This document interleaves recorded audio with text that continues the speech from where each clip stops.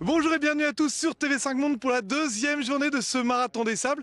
Une épreuve très compliquée, vous le savez, c'est un marathon par jour pendant une semaine et pourtant elles sont 20% de femmes à participer. Donc Jodie, Gemma et Chrissy des Anglaises, est-ce que vous êtes motivées les filles? Oui! Alors c'est parti! Au total, elles sont 162 femmes sur près de 850 athlètes à participer à ce marathon des sables. Des filles prêtes à affronter le désert et des conditions hostiles, rien ne leur fait peur. Là, ça va très très bien, en bonne ambiance, on super avec un groupe de copains très sympa. La première fois, j'ai tellement souffert, j'ai dit je vais revenir pour essayer de le faire un peu plus détendu, mais je suis aussi stressée donc. Les trois quarts, on n'est pas là dans la performance, quoi. Le but c'est de le faire et puis de le finir dans de bonnes conditions.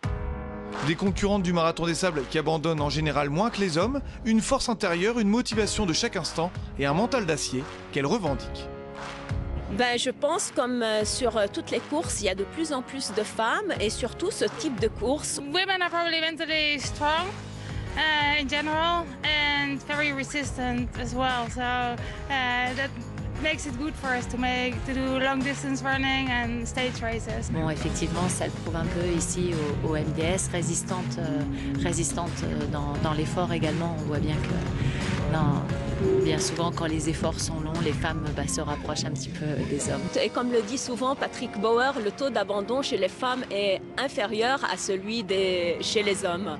De la souffrance, certes, au beau milieu du désert marocain et des conditions extrêmes, nuit en bivouac, sac à porter, autosuffisance alimentaire, le tout sous près de 35 degrés, et pourtant, les concurrentes n'en restent pas moins coquettes. Il y a cette part de féminité qui fait partie de nous, donc voilà, moi j'aime bien la garder, j'ai toujours gardé depuis des années maintenant.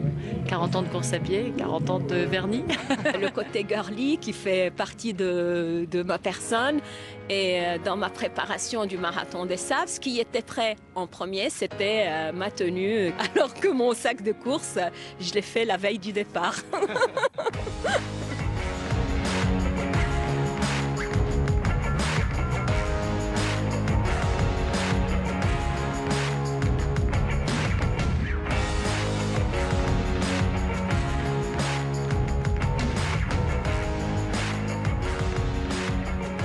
Place à la course avec une deuxième étape longue de 32,5 km entre Tismerdimine et Kourdi Al Zaid, au niveau des superbes dunes de Merzouga. Un terrain forcément difficile, escarpé, inhabituel, mais au charme fou.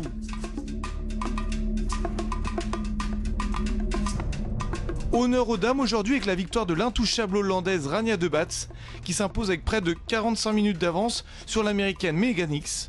Au général, la championne du monde de trail compte déjà 1h16 d'avance sur la marocaine Aziza Raji. Chez les hommes, nouvelle démonstration des frères Morabiti. Cette fois, Rachid offre la victoire à son jeune frère, arrivé quasiment dans le même temps. Alhamdoulilah, je suis content pour gagner cette deuxième étape. Alhamdoulilah, on a profité parce qu'il y a beaucoup d'idées, 13 km. Alhamdoulilah, on a fait une bonne stratégie avec mon frère. Alhamdoulilah, on a réussi. Au général, le sextuple vainqueur de l'épreuve devance son frère Mohamed d'1 minute 22. Le premier européen, l'Italien Antonio Alonghi, est quatrième. À demain.